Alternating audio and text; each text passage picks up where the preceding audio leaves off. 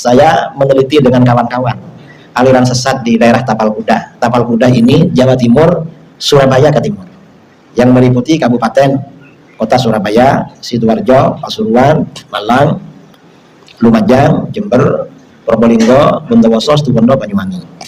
Berapa? 10 kabupaten. 10 kabupaten ini aliran sesat tercatat lebih dari 250 macam. Ini soal.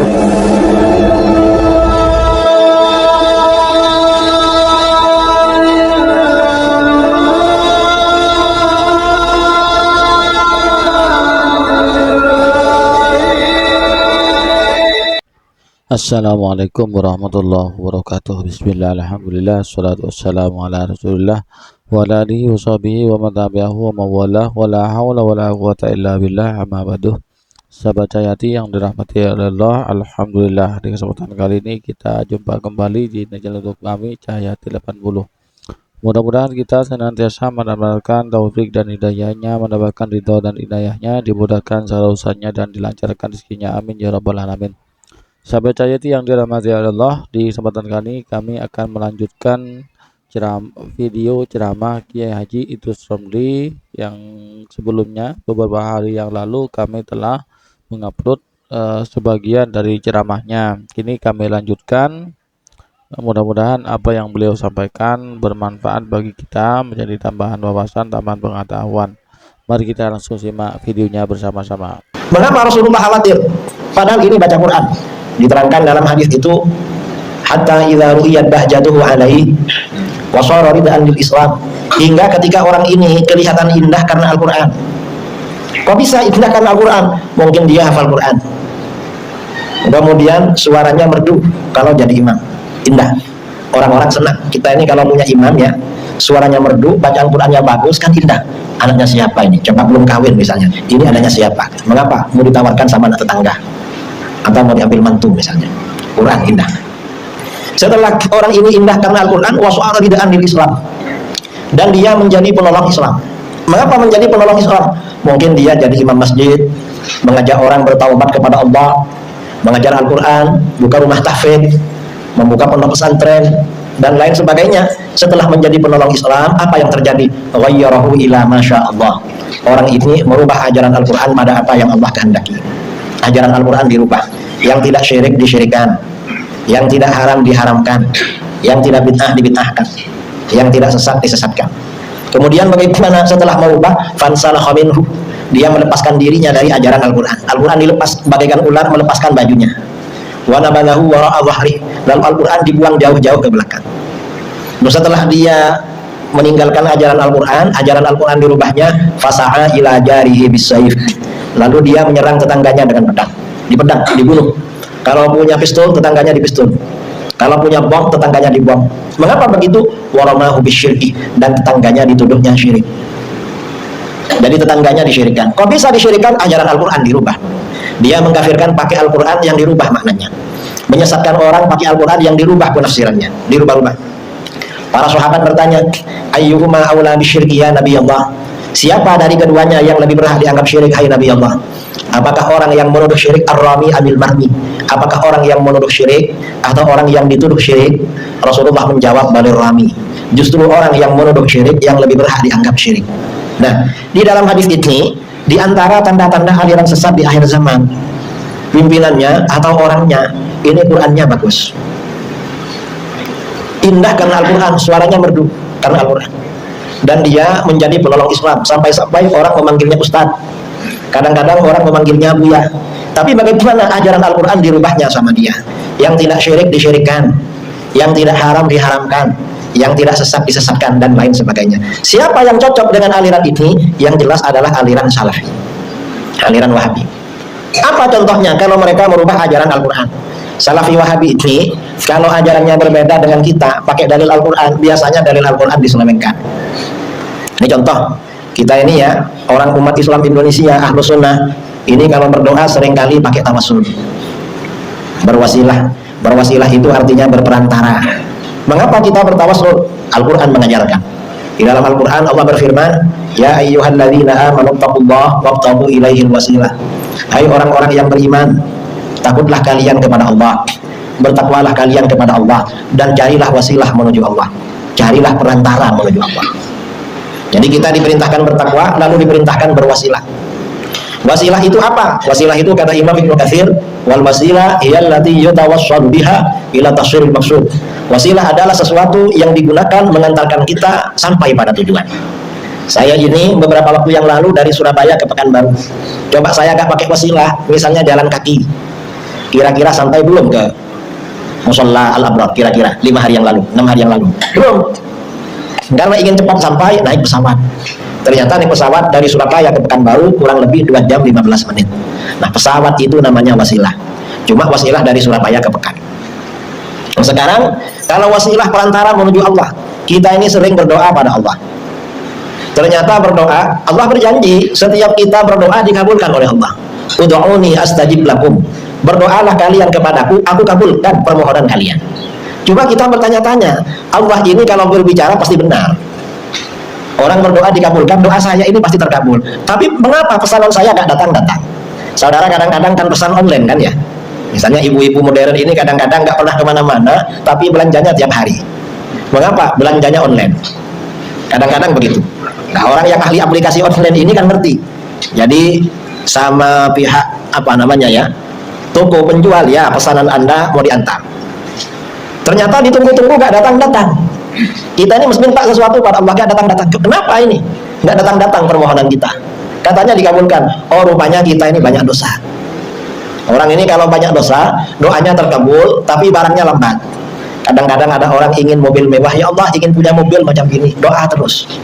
Ketika sehat gak mampu beli mobil, begitu usianya sudah tua, kalau naik mobil sakit-sakitan, ternyata anaknya oleh Allah diberikan kemampuan beli mobil. Baru ingat dia, loh awak dari dulu memang ingin beli mobil macam ini, kok sekarang mobilnya datang? Ternyata anaknya yang mampu, setelah dia gak kuat naik mobil karena sudah gak sehat. Ini mengapa doa kita lambat? Kita ini perlu perantara, karena kita ini bukan orang soleh. Kalau orang soleh gak perlu berdoa, kadang-kadang ingin aja dikasih oleh Allah. Dulu di Jawa itu ada istrinya kiai, orangnya solihah.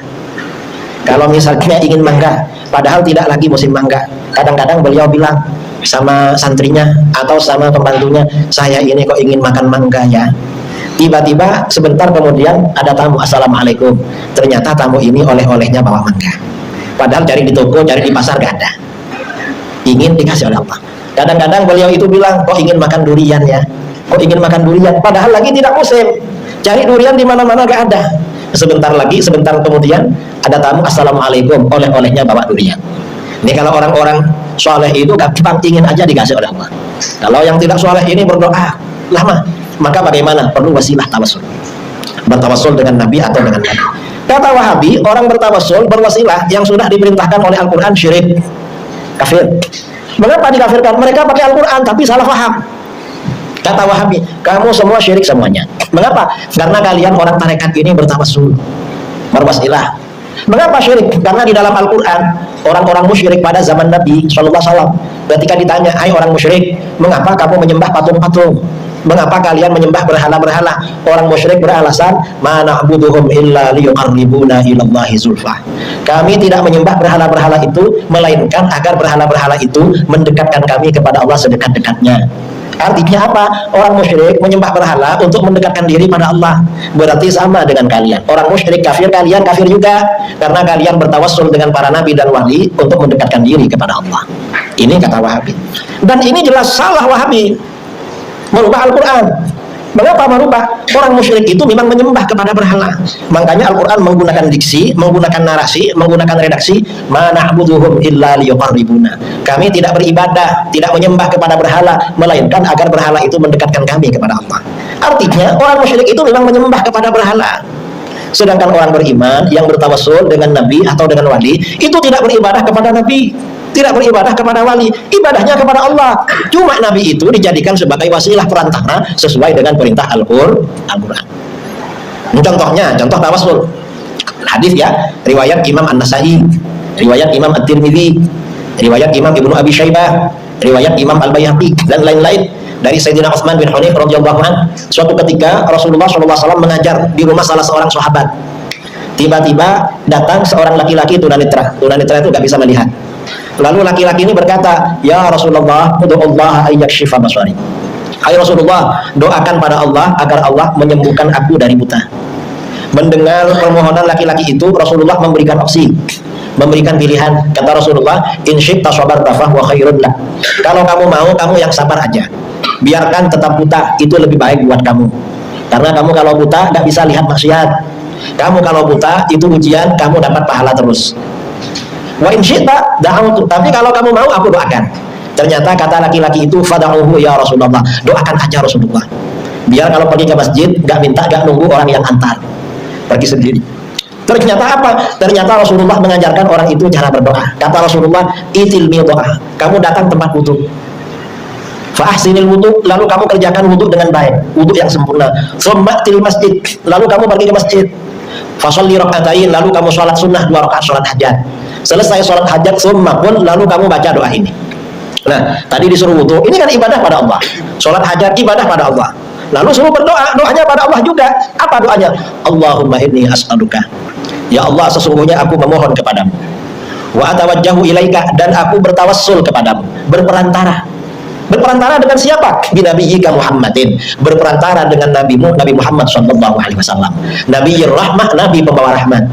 Lalu beristighatsah, minta tolong kepada Nabi, menyeru kepada Nabi. Ibadahnya kepada Allah, cuma perantaranya Nabi. Ya Muhammad, wahai Muhammad. Ya Nabi ya rahmah, wahai Nabi pembawa rahmat. Inni tawajjahtu bika ila Rabbi. Sesungguhnya aku bertawassul denganmu kepada Tuhanku. Aku berperantara denganmu kepada Tuhanku. Fi hajati hadhihi, mengenai hajatku ini, sembuh dari buta, litubali, agar dikabulkan oleh Allah untukku. Allahumma fasyaffi'hu fiyya wa syaffi'ni fi nafsi. Ya Allah, terimalah pertolongan Nabi untuk diriku, dan terimalah permohonanku untuk diriku sendiri. Kemudian apa? Kata sahabat perawi hadis ini, laki-laki ini pergi ke tempat wudu, lalu berwudu dengan baik, habis itu ke masjid, sholat hajat 2 rakaat dengan khusyuk, habis itu baca doa tadi. Habis baca doa, laki-laki ini langsung datang ke tempat Nabi mengejar, sudah sembuh dari buta. Nah, ini artinya apa? Ini tawassul namanya. Dan hadisnya sahih, enggak dhaif. Semua ulama mengatakan hadis ini sahih. Cuman apa? Karena hadis ini sahih, ketika disampaikan, karena Wahabi ini hobinya mengkafirkan orang, nggak mau sama hadis ini. Hadis ini dirubah maknanya oleh mereka. Apa? Kata Wahabi, doa dalam hadis ini boleh dibaca ketika Nabi masih hidup. Terus sekarang Nabi sudah wafat, nggak boleh lagi dibaca. Kenapa nggak boleh? Karena syirik. Kita tanya sama Wahabi, yang bilang begitu siapa? Doa ini boleh dibaca ketika Nabi masih hidup. Siapa yang bilang begitu? Nabi apa kamu? Ternyata Nabi nggak bilang begitu. Siapa yang bilang? Ya Wahabi. Sahabat Hayati yang dirahmati Allah, sering saya jelaskan bahwasanya orang-orang Wahabi ini ya, kalau minta dalilnya minta yang sahih, tapi versi mereka ya. Kalau sesuai apapun hadisnya, kalau tidak sesuai dengan ajaran ulama mereka akan ditolak mentah-mentah ya. Akan ditolak mentah-mentah. Minim kalau ada hadis yang sulit mereka otak-atik, minim maknanya itu dikaburkan, diseleweng-selewengkan, diseliwer-seliwerkan. Itu orang-orang Wahabi ya. Mudah-mudahan mereka oleh Allah diberi hidayah, disadarkan sehingga bisa menjadi orang Islam yang baik, orang Islam yang menerima perbedaan, menghargai perbedaan pendapat antara umat Islam. Mudah-mudahan apa yang disampaikan oleh Kiai Idrus Shobli ini bermanfaat bagi kita bersama, menjadi tambahan ilmu, tambahan wawasan, tambahan pengetahuan. Amin ya rabbal alamin. Dari kami kurang lebihnya maaf. Assalamualaikum warahmatullahi wabarakatuh.